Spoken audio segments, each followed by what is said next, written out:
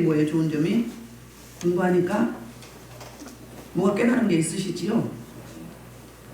어떤 분이 그러던데요? 이단을 대적할 수가 있겠다. 이단이 치고 들어올 때 자기 사는 곳에 이단들이 많이 오는데 계시록을 공부를 하니까 이단에게 반박할 뭐가 생겨요? 근거가 생기고 자신감이 있다. 긴가민가 하는데 이게 정답이 아닐까요? 그 계시록은 승리의 책이고 예수님이 승리하셨잖아요. 어린 양의 수가. 그리고 복음이라고 했어요. 구원받은 자와 구원받지 못한 자가 극명한 이제 대조를 이루고 있거든요. 지난번에 제가 또 실수한 게 있었더라고요. 이 실수를 너무 많이 해. 저기 그 10절에서 그 진노의 포도주 먹을 때 그 제가 뭐라고 했었냐면은 그 포도주를 그 몇 장에서 12장에서 원래 14장이거든요. 처음에 14장으로 말을 잘했어요. 14장에서 마지막 수확을 하죠. 마지막 수확할 때 그 곡식을 예리한 낫으로 하나님이 하셔서 하나님의 곳간에 하나님의 백성들을 먼저 걷어들이고 그리고 이제 14장 그 다음에는 이제 포도송이를 추수하잖아요. 포도송이를 추수하는데 그게 바로 이제 14장 17절부터 20절까지 이게 바로 불신자 하나님을 거부하고 대적하는 자. 그 사람들은 천사가 이제 무자비하게 추수를 하잖아요. 그게 대접 재앙의 결론을 이야기하는 거고 15장부터 16장, 17장은 대접 재앙의 내용을 이야기하는 거예요. 그러면 6장에서 대접 재앙이 끝난 것 같았죠. 근데 17장에 또 나오거든요. 그게 무슨 이야기냐 하면 우리가 한 사건이 끝나고 나면 다음 사건이 나오고 한 사건이 끝나고 나면 다음 사건이 나오는 게 아니라 시간대별로 기록한 게 아니라 어떻게 했다고요? 그러니까 대접지향 그러면 그 속에 먼저 결론을 이야기하고 내용을 이야기하는데 다 이루었다 예를 들면 다 되었다 그러면 다 된 것 같지만 미리 말씀을 하시고 또 이어가시는 거죠. 그러니까 인재양 나팔지향 대접지향은 한 사건인데 한 사건이 돌이키지 않으니까 하나님의 택한 백성들 때문에 다른 방법으로 같은 사건인데 다른 방법으로 강도를 높여서 그래서 쪼여가는 거죠. 그래서 돌이키지 않으면 안 될 상황이 되게 하는 거예요. 택한 백성들을. 얼마나 하나님이 길이 참으시고 기다려주시고 주도 면밀하시고 아주 저와 여러분을 구원하시려고 별별 방법을 다 쓰시는 그 친절하신 하나님 눈물 나게 감사하지 않습니까? 그런 내용인데 그 다음에 이제 짐승의 왕자 그곳이 제가 3장이라고 그랬는데 소아시아 7교회 3장이라고 했는데 2장 그 13절에 보면 버가목교회 그 사탄의 권자가 있다고 그랬거든요. 그러면 사탄의 우상 숭배의 본고지가 거기다 그 말이에요. 그걸 제가 3장이라고 말했던 것 같아요. 그러니까 이거 들어보니까 확실히 제가 뭐라고 말을 하는지 알아요. 들어보면 이거 잘못됐네 이렇게 알게 되거든요. 그래서 그 동영상에 나가는 게 그런 부분에서 좋은 것 같아요. 이제 오늘은 드디어 17장입니다. 17장 이제 1절부터 6절이 무슨 이야기를 하고 있냐면 짐승을 타고 있는 음녀에 대해서 이야기해요. 17장 전체의 내용은 그 심판받은 음녀 큰성 바벨론 큰 음녀나 큰성 바벨론이나 같은 이야기거든요. 오늘 17장에서 심판을 받는데 그러니까 대접장과 연결선상에 있는 거예요. 16장에서 끝난 게 아니라 17장 1절 또 7대접을 가진 7천사 중 하나가 와서 내게 말하여 이르되 시작 이리로 오라 많은 위에 앉은 큰 음녀가 받을 심판을 내게 보이리라. 지금 그 7대접을 가진 7천사 중에 한 천사가 사도 요한에게 환상을 보여줘요. 근데 이리로 오라는 거예요. 와서 보라는 거예요. 그래서 봤더니 뭐라요? 많은 물에 앉은 큰 음녀 이렇게 이야기를 했거든요. 많은 물 위에 앉았다. 그러면 물은 뭘 의미하느냐면 물이 바로 15절에서 설명을 해요. 17장 15절에서 볼까요? 17장 15절 또 천사가 내게 말하되 내가 본 바 음녀가 앉아있는 물. 자, 설명합니다. 물은 시작. 백성과 무리와 열국과 방언들이니라. 뭐라고요? 백성과 무리와 열국과 방언들이라고 말을 하고 있어요. 그러면 각 나라에 수많은 사람들인데 이 사람들이 뭐 소시민 이런 사람이라기보다는 어떤 사람들 이제 그 정치, 경제, 군사, 문화 이런 분야에서 기득권자들, 권력자들 이런 사람들을 이야기해요. 그 위에 앉아 있는 거죠. 그런데 여기에 물은 그렇게 설명을 했고요. 그래서 큰 음녀다. 음녀인데 사이즈가 큰 음녀가 아니라 어떤 거냐면 뭐라고 해야 되나? 그 엄청난 음녀다.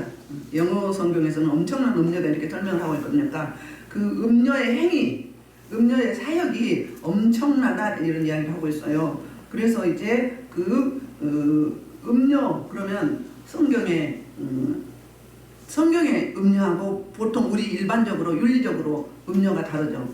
음녀는 주로 뭐죠? 윤리적인 음녀는 배우자가 있는데 다른 대상자하고 간음을 하거나 간통을 하는 것이 음녀라고 이야기하죠.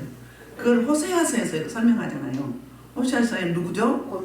고멜이 음녀라고 이야기하죠. 그러니까 고멜이 자꾸 남편이 있는데 먼저도 뭐였어요? 창녀였었죠. 창녀였는데 결혼하고 자녀를 낳고도 또 다른 사람하고 또 자서 다른 그 자녀를 낳고 이런 설명을 어떻게 하는 거예요? 그러니까 하나님 영적인 음녀는 하나님을 거부하고 우상 숭배하면서 하나님을 이제 멀리하는 거. 그러니까 하나님이 싫어하는 일을 하는 거.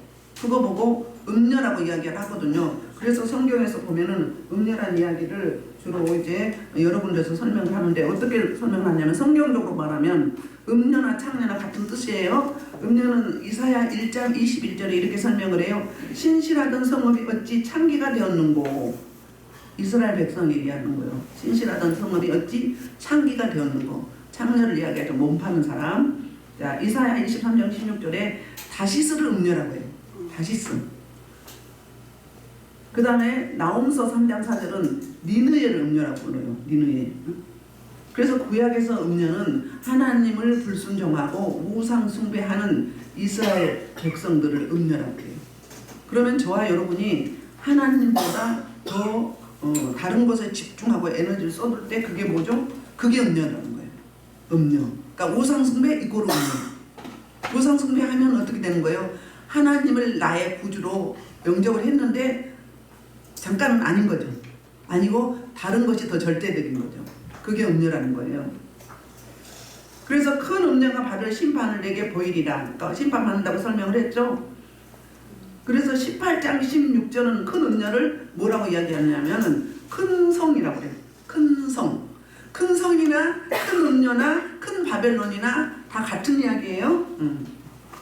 그래서 이제 2절 땅의 임금들도 그와 더불어 음행하였고 땅에 사는 자들 그러니까 그 음녀를 설명하는 거예요. 음녀를 설명하는데 땅의 임금들 그럼 땅의 권력자들이죠. 그 다음에 땅에 사는 자들 또 그 음행의 포도주에 취했다고 말하고 있어요. 포도주에 취했다. 우리 계시록에서 포도주를 뭘로 나오죠? 불순종한 불신자들, 짐승의 표를 받은 자들, 그 자들을 포도주에 취하였다고 해요. 얼마나 많이 먹었으면 포도주에 취했을까요? 이것을 원문에 보니까는요, 분사현재 운동이에요. 그러니까 계속 취하는 거예요. 계속 집중하는 거예요. 계속 그곳에 열심을 두고 열정을 쏟는 거예요. 그게 취하였다는 이야기예요. 그러니까 그 대상들이 땅의 임금도 그 다음에 땅에 사는 자들도 분명히 포도주에 취했다고 그들의 상태를 현재 상태를 설명하고 있는 거예요. 그러니까 가장 그 하나님을 어떻게 해야 되죠? 가장 우선시해야 되죠. 하나님께 계속 가치를 둬야 되는 거죠. 절대적이어야 되는 거죠. 그래야 되는데 하나님을 멀리하고 다른 것을 섬기면서 다른 것에 집중하게 되어 있거든요. 그래서 이렇게 설명을 하고 있어요. 그래서 3절에 보면 곧 성령으로 나를 데리고 어디로 갔다? 광야로 가니라. 내가 보니 광야로 갔어요. 광야는 마귀의 뭐라고 이야기죠? 거처라고 합니다. 마귀의 거처. 자, 이거 보니까 뭐가 생각나죠? 신약 성경에 마태복음 4장에 보면 예수님이 성령에 의해서 뭐하러 간 거예요? 마귀의 시험을 받으러 간 거예요. 그건 어떤 이야기냐면 저와 여러분을 위해서. 첫째 아담이 잃어버렸던 세 가지 권위, 그 직분을 다시 찾기 위해서 예수님이 직접 시험을 받으러 가신 거예요. 그래서 여자가 갔더니 가서 보니 시작. 여자가 붉은 짐승을 탔는데 그 짐승의 몸에 하나님을 모독하는 이름들이 가득하고 7모리와 10뿔이 있으며 그랬어요. 여기서 짐승을 설명하고 있어요. 붉은빛 짐승을 탔어요. 붉은빛 짐승 생각나죠? 붉은빛 짐승 몇 장에 있었죠? 계시록 12장에 보면 해산하는 여인이 있었거든요. 그 해산하는 여인을 뭐라고 하죠? 교회라고 그러죠. 교회가 메시아를 잉태했었죠. 근데 태중에 있을 때부터 이 붉은빛 짐승이 뭐였었어요? 용이었어요. 용인데 이 여인이 해산한 그 아이를 죽이려고 해요. 그랬을 때 하나님이 그를 광야로 데리고 가서 어떻게 하죠?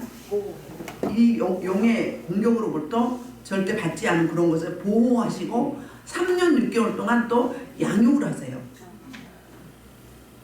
그러니까 이 붉은빛 짐승은 뭐냐면 이 음녀가 용을 탔다요. 12장에 나오는 용이 성부 하나님을 모방했었어요.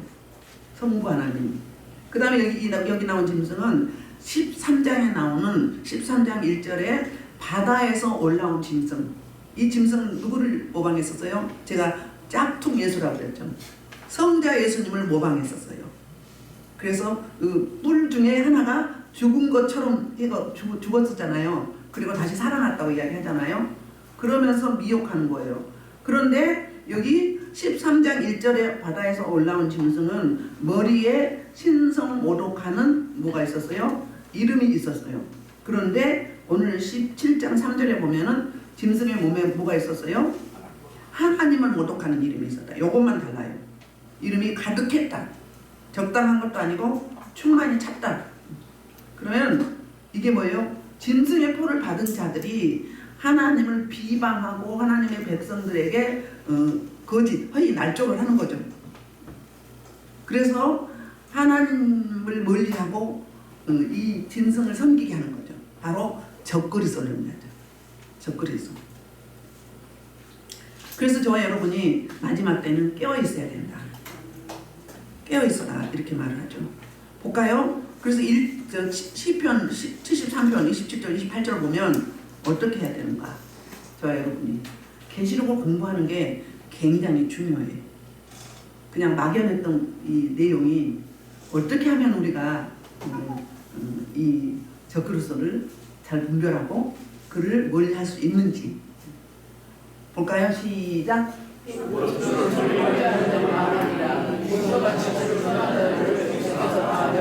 자, 잠깐. 주를 멀리하는 자는 망한다는 거예요. 망한다는 게 뭐죠? 구원이 없다는 거예요. 이 땅에 가장 축복은 예수님을 구주로 영접하고 하나님의 자녀가 된 구원받은 복 중에 가장 큰 복이거든요. 그런데 여기는 세상에서 아무리 많이 가지고 아무리 출세하고 권력을 누리고 성공해도 뭐가 없는 거예요. 진짜 복인 하나님이 안 계시잖아요. 그럼 어디로 가죠? 영벌을 받는 영원한 지옥불에 가서 고통하는 거죠. 그러니까 망한다는 거예요. 그래서 음녀같이 주를 떠난 자를 주께서 뭐다? 다 멸하신다. 다 심판하신다. 대접장이 하나님을 멀리하는 자, 짐승의 표를 받고 하나님을 거부하는 자들에게 심판했잖아요. 지금 그 이야기를 하고 있는 거거든요. 28절 하나님께 가까이 함이 내게 복이다. 그러면 복이 뭔가? 반대로 복은 하나님께 가까이 하는 거죠. 복 중에 최고의 복은 하나님을 가까이 하는 거. 그분에게 뭐가 있어요? 다 있기 때문에. 그분이 우주 만물을 창조하시고 저와 여러분을 창조하시고 그리고 저와 여러분의 모든 필요까지 채워주시는, 지키시고 보호하시고 인도하시고 그리고 공급하시고 그 공급하심을 보존시켜 주시고 또 우리가 잘못 가면 어떻게 해요? 사인을 주시죠. 잘못 가면 사인을 주죠. 채찍을 가하시든지 징계를 하든지 뭘 하든지 간에 주시는 하나님. 그러니까 징계가 없으면 사생자라고 그랬잖아요. 부모가 없는 자다. 징계가 있으면 그 부모가 사랑하기 때문에 징계를 주신다. 그래서 저와 여러분이 하나님을 가까이 하는 것이 복 중에 복이다. 그래서 내가 주 여호와를 나의 피난처로 삼아 주의 모든 행적을 뭐다? 전파하리이다. 이 고백이 저와 여러분의 고백이 되어야 믿습니다. 이렇게. 그런데 반대로 이 짐승의 표를 받은 자는 엉뚱하게 어디? 가장하는 짝퉁 예수한테 빠져들고 있는 거예요. 편한 길, 넓은 길. 짐승의 표를 받았을 때는 어떻게 해요? 이 땅의 삶이 별로 불편함이 없는 거예요. 사고 팔고 다 할 수 있었거든요. 서로 품앗이 할 수 있었거든요. 그리고 그들과 어울려줬거든요. 같은 무리가 되잖아요. 그런데 짐승의 표를 받지 않으면 어떻게 되는 거예요? 사고 파는 데서 제외되는 거예요. 그리고 왕따 당하는 거예요. 왕따 당할 뿐만 아니라 어떻게 해요? 핍박하고 박해하고. 그래서 이게 가다 보면은 이들의 피해, 하나님의 백성들의 피해, 예수의 증인들의 피해 취했다고 이야기해요. 얼마나 박해를 많이 했으면 이런 일들이. 그래서 이제 4절에서 이제 이야기합니다. 4절 그 여자를 설명합니다. 시작. 자줏빛과 붉은 옷을 입고 금과 보석과 진주로 꾸미고 손에 금잔을 가졌는데 가증한 물건과 그의 음행에 더러운 것들이 가득하더라 그랬거든요. 여자가 어떤 상태예요? 자줏빛. 그러니까 그 당시에 자줏빛은 가장 비싼 염색을 한 거거든요. 귀했어요. 누구만 입었어요? 왕이나 권력자들만 입었던, 부자들만 입었던 그런 옷이에요. 그래서 이 자줏빛은 뭘 의미하느냐 하면은 바로 이제 그 권위와 엄니, 자줏빛이. 그리고 붉은 빛으로 이 옷을 입었어요. 붉은 빛은 화려하죠. 야, 붉은 빛 옷을 입었다 이 이야기는 무슨 이야기죠? 자줏빛은 내가 왕이다 이런 의미고요. 붉은 빛은 아까 보니까 12장에 보면은 용이 뭘 입었어요? 붉은 옷을 입었어요. 용이. 그 털 색깔이 붉은색이에요. 용이. 그러면 이 붉다 이야기는 강력하다. 뭐 반대로 또 예수님도 뭐 흉포를 입으셨잖아요. 붉은 빛.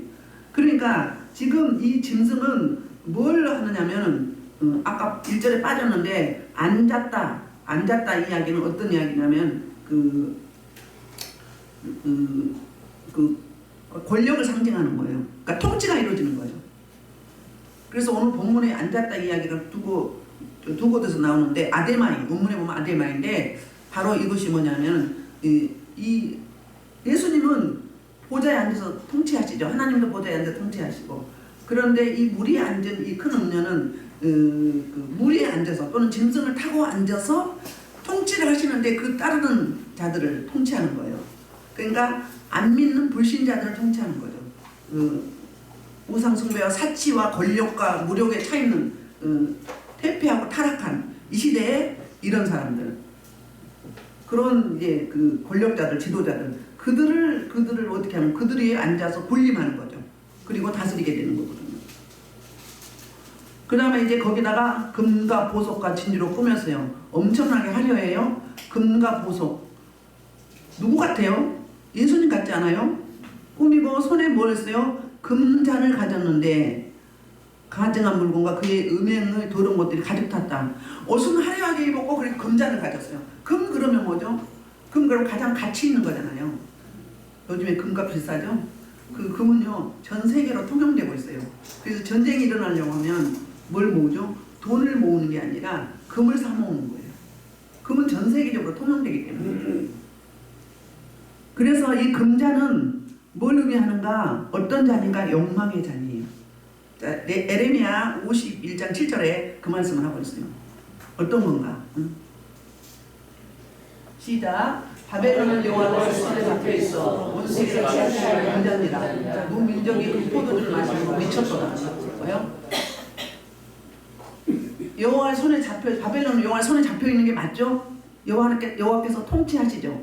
그런데 온 세계가 취하는 금잔이 있다.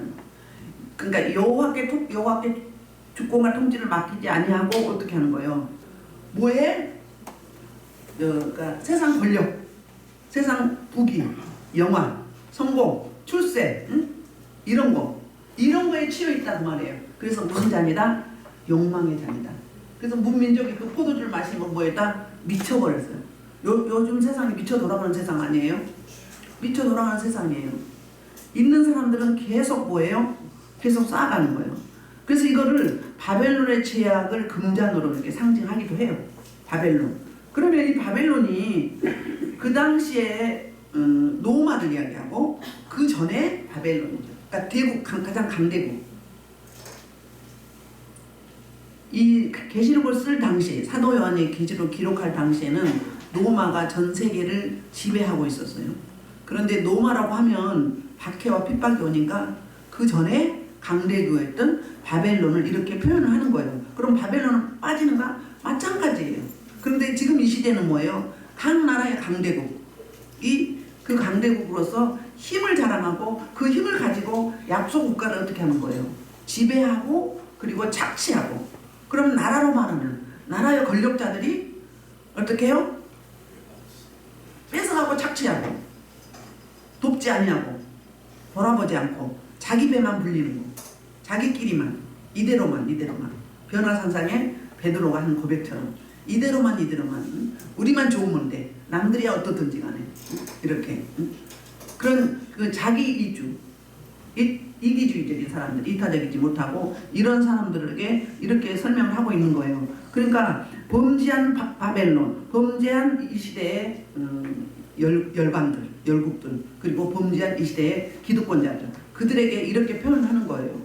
그러면 딱 뭐예요? 금과 보석과 진주, 너무너무 화려하죠. 화려한 거에 비하면 거기 안에 들어있는 물건이 뭐라고요? 가증한 물건과 그의 음행에 더러운 것들이 가득했다. 그 말을 하고 있는 거예요. 이거 뭐예요? 더러운 것들이라는 이야기는 하나님을 대적하는 범죄자들이 바로 더러운 것들, 가증한 것들. 똑같은 이야기예요. 가증하다 그러면 바로 뭘 이야기하느냐? 하나님이 미워하고 싫어하는 것. 그런 것들. 이게 바로 우상을 말하는 거예요. 그 금잔에 뭐가 들었다? 우상이 들어있다. 여러분 우상하면 눈에 보이는 어떤 형상을 이야기하죠. 불교 그러면 불상이 누구를 의미하죠? 부처를 의미하잖아요. 그러니까 그 형상을 놓고 섬기잖아요. 그런데 여기 그 몹시 싫어한다 그런 이야기는 눈에 보이는 그런 형상뿐이 아니라 저와 여러분도 우상 숭배하고 있을까요? 하지 않고 있을까요? 우상 숭배하고 있어요. 우상 숭배는 뭐라고요? 하나님 말고 다른 곳에 에너지를 쏟고 다른 곳에 열정을 쏟고 그것에 집중하는 거, 그것을 우선시하는 거. 그러면 여기서 말하는 음료하고 똑같은 거예요. 저와 여러분도 음료나 마찬가지예요. 저는 뭐라고 써요? 핸드폰에 다 들어있어. 거기에 정보가.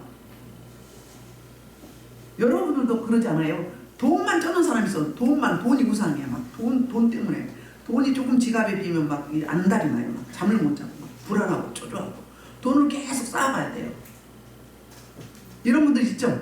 자기 몸이 우상이면서요. 몸 어떻게 될까봐.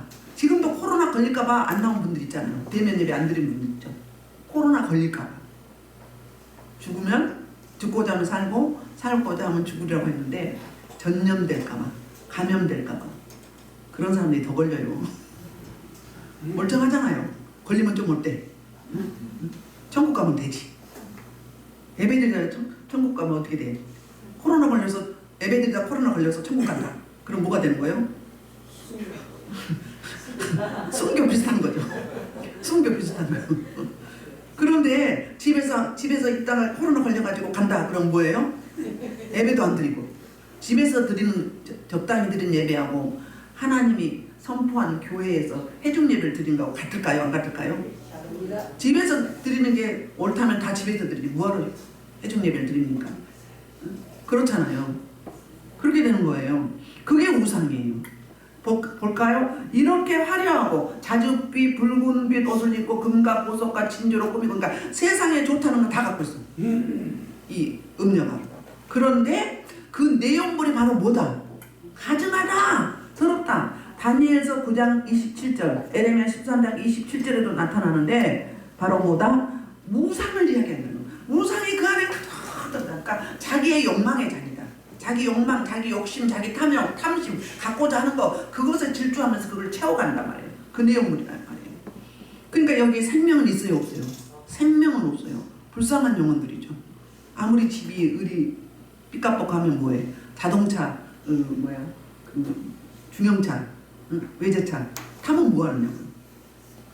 그 속에 예수가 없는데 예수님 계시고 그런 거 타면 괜찮죠.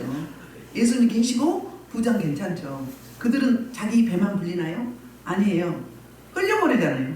전도하고 구제하고 손을 펴고 흘려보내고 섬기잖아요. 제가 옛날에 그 강남에 100병 넘는데 신방을 갔었거든요. 근데 암이 걸렸어요. 들어가니까 향냄새가 목이 피는 줄 알았어. 너무너무 많이 나요. 그러면 향냄새가 많이 나는 거는 불교의 영이 강한 거예요. 불교의. 지난 시간에 개구리 거짓 선지자의 입, 또 누구의 입이었어요? 누구의 입? 세 가지 입이 있었죠? 그 입은 바로 뭐 하는 것들이었어요? 입을 통해서 하나님을 모독하고 비방하고 해방하고 박해하고 그런 자들이잖아요. 그러니까 유혹하는 거예요. 하나님을 또 멀어지게 하는 것들이죠. 근데 그들을 뭐라고 했어? 귀신의 영이라고 했어요. 귀신의 영. 귀신의 영은 제가 설명하다가 안 했더라고요. 좀 부족하더라고. 귀신의 영 듣기 좀 뭐하죠? 근데 실제로 있어요. 여러분. 자, 왜 더럽다고 했을까? 더러운 귀신의 영이라고 그랬죠? 그건 뭘 의미하느냐면 이들은요 더러운 것을 좋아해요. 그래서 우리 신체에 어디에 가장 많이 있는 줄 아십니까? 응? 겨드랑이에 땀 많이 흘리죠? 응? 겨드랑, 사타구니. 그 다음에 또 이게 팔 접히는데, 다리 접히는데, 눈. 가장 많이 있는 곳이 본고지가 어디냐면 귀신의 왕자라고, 사탄의 왕자라고 그러죠. 우리 배 아래 단전, 여기가 본고지예요. 왜 어떻게 해요? 아담에서부터 우리 선조 열조에 뭐가 오는 거죠? 부모의 탯줄을 타고 긍정과 부정이 다 오는 거예요. 여기가 단전이, 아랫배가. 그래서 이제 엄마, 그러니까 내 친가와 애가 오는 거예요. 그럼 결혼해서 부부간에 잠자리를 했다. 그러면 피가 섞이죠? 섞일 때 시갓집과 시애갓집. 그럼 반대로 남자분은 처가와 처애가와 내 본가와 내 애가의 긍정과 부정이 다 오는 거예요. 그래서 어디에 있어요? 여기 단전에 있는 거예요. 여기가 본고지예요. 본고지. 그래서 아담이 범죄하기 전에는 이 장소가 누구 자소였어요? 하나님이 자소했어요. 그런데 아담이 사탄에게 빼앗겼잖아요. 그래서 우리를 누가 장악하고 있는 거예요? 사단이 장악하고 있었던 거예요. 그런데 영은 지금 구원받아서 구별돼서 있지만 지금 육은 아직 구원받지 않은 상태예요. 앞으로 구원받을 거잖아요. 그렇죠? 그때까지는 영적 전쟁은 그래서 육을 가졌기 때문에 해야 되는 거예요. 그래서 여기 배에 본거지예요. 눈에도 있고 어디도 있어요. 눈썹에도 있고 이 땅구멍에도 있고 없는 데가 없어요. 머리털에도 있고. 여러분이 머리 감아도 어둠이 많으면 손이 안 들어가요. 칙칙해서 못 들어가요. 그리고 지저분하다고 그랬죠? 그 속성이, 어둠의 속성이 지저분해요. 하나님은 거룩해요.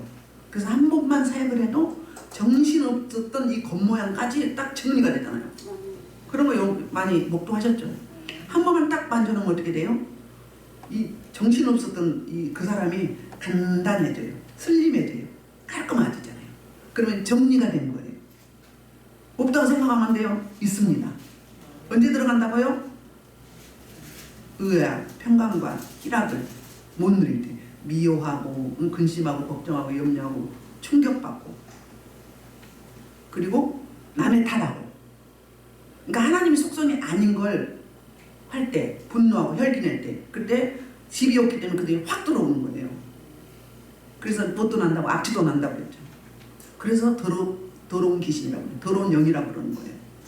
실체합니다. 여러분 눈에 머리에 땅구멍에 보입니다. 자세도 보인다고 그랬죠. 제가 언제가 어떤 게 있으면 어떤 모습으로 나타나고 그렇다고 이야기해드렸죠. 실제로 그래요. 목소리에도 있어요. 여러분 목소리에도. 자기 목소리 아는 사람도 있습니다. 그러면 딱 만져주면 자기 목소리가 나와요. 어떤 분이 어제에 그랬대요. 우리 교회 오신 지 뭐 한 달쯤 됐나요? 27년, 28년 전에 그러니까 아드님이 그 아버지를 거부한 거예요. 그래서 27, 8년 동안 연락을 안 하고 사는 거예요. 아들이. 근데 그분이 오늘 생신이래. 생신인데 어제 저녁에 27, 8년 만에 처음으로 아버지를 찾고 전화가 왔대요. 자, 그 원리가 뭔 줄 아십니까? 저 집사님 회복되니까, 내가 회복되면 내 가족들이 같이 회복되는 거예요. 내가 되어지는 것만큼 되는 거예요. 왜요? 가족끼리는 영이 서로 공유를 해요. 공유. 왔다 갔다 하거든요. 같이 하면 더 빠르고, 그래서 한 사람만 해도 어떻게 된다? 내가 거룩하면 가족들도 씻겨져서 거룩해 지는 거예요. 치유가 된다고요. 그러니까 여러분들이 대장이 중요해. 대장이 전심으로 하나님을 의뢰하고 우선순위와 가치를 두면 반드시 이 열매가 있게 된다. 변화가 나타난다. 하나님의 백성은 하나님의 영은 생명이기 때문에 변화가 반드시 있게 되어 있습니다. 변화가 없다면 신앙생활을 한번 점검해 봐야 돼요. 내가 말씀을 적용하지 않는지. 그 설교 말씀이 나가면 이 말씀을 일주일 내내 묵상하면서 살아내는 거예요. 삶으로 살아내는 거예요.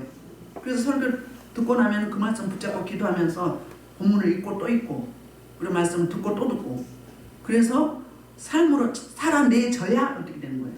승리하는 거예요. 그리고 생명을 이루게 되는 거예요.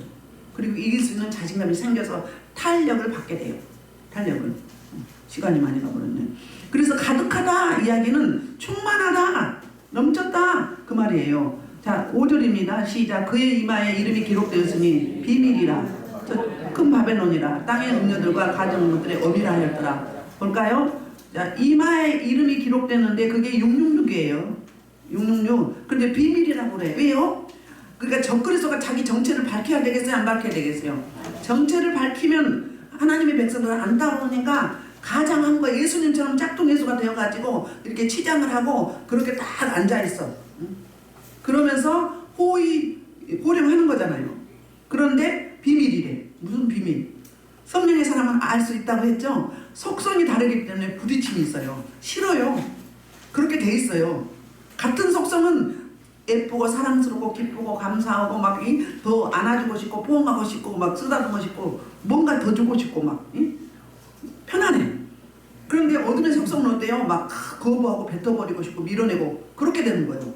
그래서 저와 여러분이 신부 단장이 되어 있어야 돼요. 준비가 되어 있어야 돼요. 말씀과 기도로 늘 이렇게 무장이 되어 있을 때 그게 바로 깨어있는 거예요. 알게 돼요. 긴지 아닌지, 성령인지 악령인지 알게 된다고요. 그래서 안 따라가게 돼 있어요. 깨어있는 자는. 그런데 깨어있지 않고 습관적으로 타성에 겨져서 뜰만 받고 대충 세상 사람과 똑같이 세상과 양다리 해서 이 절름발이 신앙, 이런 분들은 몰라요. 감각이 없잖아요. 깨어있지 않기 때문에. 하나님의 속성으로 꽉 차있지 않기 때문에 안 믿는 사람이나 나나 별반 다름이 없다 그러면 뭐예요? 내가 지금 현재 내 상태가 세상 사람과 똑같다. 세상 사람이 살아가는 그 길을 가고 있다. 그러면 666 받은 거랑 똑같은 거예요. 그러면 이 짐승이 어떻게 해요? 너는 내 밥이야. 가장 꼬시기가 유혹하기가 쉬워요. 네. 단장이 안 돼 있잖아요. 자, 그렇죠? 그래서 땅의 음녀들과 가정들의 어미라고 했어요. 어미는 뭐죠? 생산하는 능력이 있어요. 그리고 근본이에요. 우리 사람들의 근본이 어머니죠? 어머니 태중에서 여러분들 나왔죠? 그러니까 어때요? 이 가증한 것들의 어미라 이야기는 신속하게 번져간다 이거야. 우리로 말하면 전도가 금방 된다. 근데 저 이단들과 적그리스도들이 그쪽에 부정한 그 지옥불로 끌고 들어가려고 하는 그 부류들을 전도를 어마무시하게 순식간에 막 한다 이 말을 하고 있어요. 그래서 6절 시작 볼게요. 또 내가 보매 이 여자가 성도들과 피와 예수의 증인들의 피에 취함이라. 뭐에 취했다고요? 성도들의 피와 예수 증인들의 피, 하나님의 백성들을 수없이 핍박하고 박해하고 죽였다 그 말이에요. 죽여서 그 피에 취해 있다. 이 취해 있다 이 말은 메디온데요. 분사 현재 능동이에요. 한 번만 취한 게 아니라 계속적으로 취해가는 거예요. 더 강하게 더 강하게 더 깊이 더 깊이 더 많이 이렇게. 그러니까 악한 일에 중독이 되어서 더 계속적으로 이렇게 가는 거예요. 반대로 우리는 성령의 지혜와 지식의 말씀에 거룩에 날마다 어떻게 해요? 더 깊어지고 더 예민해지고 하나님과 더 가까워지고 이렇게 되는 거잖아요. 그런데 악한 세력들은 어떻게 해요? 이 불우한 피, 이 살인의 피, 이런 피에 취해 있다 이 말이에요. 그러니까 뭐라고 이야기해야 되나? 죄의 본산지 이들은. 그렇게 생각하면 되겠죠. 7절 시작. 천사가 이르되 놀랍게 여기느냐 내가 여자와 그가 탄 7머리와 10뿔 가진 짐승의 비밀을 내게 이르리라. 이 설명은 12절부터 14절에 설명을 하고 있어요. 시간이 그러니까 다음번에 하겠습니다. 이 7머리 10뿔 그러면 누구죠? 그 12장에 나오는 용이 7머리 10뿔이 있었어요. 13장 1절에 나오는 바다에서 올라온 짐승이 바로 성자 예수님을 모방했던 그 짐승이 7머리 10뿔이에요. 그래서 비밀을 가르쳐준대요. 8절 내가 본 짐승은 전에 있다가 지금은 없으나 장차 무적에부터 올라와 멸망으로 들어갈 자니 땅에 사는 자들로서 창세 이후로 그 이름이 생명책에 기록되지 못한 자들이 이전에 있었다가 지금은 없으나 장차 나올 짐승을 보고 놀랍게 여기니라. 뭐가 생각나죠? 예수님이 어땠어요? 그 1장에서도 그러고 4장에서도 그 말씀을 하고 있거든요. 전에 있다가 뭐 했다? 지금은 없고 장차 오실 그렇게 이야기하죠. 이게 왜 그래요? 바로 이걸 모방하는 거예요. 그 13장에서 바다에서 올라온 짐승이 뿔이 있었죠. 머리에 뿔이 있었네. 어디 뿔이 있었지? 13장에서는 머리에 뿔이 있는 게 아니라 어디에 있었죠? 네? 뿌리가 여러 간 그 뿔이 하나가 죽었잖아요. 네. 안 죽었는데 죽은 것처럼 죽은 새 상했죠. 네. 상처가 났는데 죽었다고 생각을 했어요. 그랬다가 다시 살아났다고 이야기하잖아요. 그건 예수님의 뭘 의미하죠? 십자가 죽음과 부활을 모방했던 거예요. 그런 것이 이렇게 말을 하는 거예요. 그것을 자기네 것으로 이제 가장해서 이야기하는 거예요. 그러니까 반대로 생각하면 돼요. 그래서 이 내가 본 짐승이 전에 있다가 지금은 없다. 장차 무적임도 올라온다. 그러면 이들의 본거지가 어디다? 무적임이다. 그 천년왕국이 오죠. 20장에서 19장에서 혼인잔치하고 20장에서 천년왕국이 있거든요. 그러면 그 천년왕국 들어가기 전에 아마겟돈 전쟁을 통해서 다 죽여버리고 그리고 천년 동안 이들을 무적행에다 이 악한 세력을 가다놓죠. 그리고 천년 후에 잠깐 풀어주죠. 그 이야기가 이 이야기예요. 그래서 그들은 어떻다? 이 대상자들은 창세 이후로 그 이름이 생명책에 기록되지 않은 자, 기록되지 못한 자. 그들은 이전에 있었다가 지금은 없으나 장차 나올 짐승보다 보고 놀랍게 여긴다. 그 이야기를 하고 있는 거예요. 죽었다가 예수님을 모방해서 죽었다가 이제 그게 나아서 이제 살아난 상처가 났는데 살아났다고 이제 가장을 해서 공포를 하게 되죠. 그래서 진짜인가 봐. 진짜 예수님인가 봐. 예수님이 재림하셨나 봐. 그래서 저 그리스도를 따라가게 되잖아요. 그걸 지금 이렇게 이야기하고 있는 거예요. 그러니까 어린 양 예수 그리스도의 를 흉내내는 모습 13장 3절과 14절을 구현하는 모습이 바로 이거예요. 이렇게 간사하고 간악해요. 그래서 마지막 때는 우리가 뭘로 잠자지 말고 깨어있으라는 이야기가 아니라 말씀으로 무장을 하고 말씀을 바로 알고 그리고 하나님의 도우심을 구하는 그 기도할 때 성령님의 통치가 이루어져서 성령님이 가르쳐 주십니다. 진짜인지 가짜인지 적그리스도인지 성령인지 악령인지. 그래서 저와 여러분은 가고 싶어도 못 가게 되는. 왜? 하나님의 백성은 절대로 무적행 음부에 간다 못 간다. 적그리스도 못 간다. 못 따라간다. 그런데 적당히 믿는 사람들 어때요? 신천지 갔다 오잖아요. 이단한테 갔다 오죠. 그 뭐예요? 말씀이 바로 서 있지 않기 때문에 그 말을 다른 말로 깨어있지 못했다. 그 말이죠. 그래서 저와 여러분이 이 오늘 말씀 마무리를 할 때 바로 17장에는 무리에 앉은 큰 운명, 큰 바벨론, 큰 성 바벨론 똑같은 이야기인데 그 당시에 강대국, 지금의 우리로 말하면 기득권들 그들이 바로 우상숭배하면서 왜 사치와 이런 그 우상숭배를 할까요? 바로 좀 더 많이 쌓고 많이 누리고 많이 갖고 싶어서 그런 거거든요. 그 우상숭배를 통해서 부를 축적할 수 있다고 생각을 하는 거예요. 그런데 하나님이 한번 확 불어버리면 어떻게 돼요? 지난번에 시리아 저쪽에 지진 났을 때 그 남은 재산 있었나요? 그동안에 쌓았던 거 있었어요? 없었어요? 없어요. 우리 최 권사님 그 양평에 그 권사님 집이 4채가 하룻밤에 다 타버렸어요. 흔적도 없이. 얼마나 집이 아름다운지 몰라요. 그분이 심판받았다는 게 아니라 하나님이 가져가시려면 삽시간에 가져간다 이 말이에요.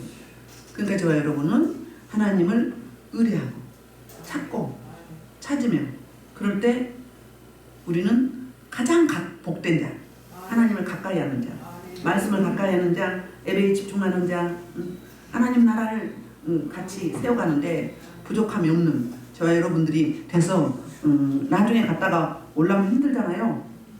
갔다 올라오면 힘들죠? 그래서 그냥 지름길로 갈 수 있는 저와 여러분 되기를.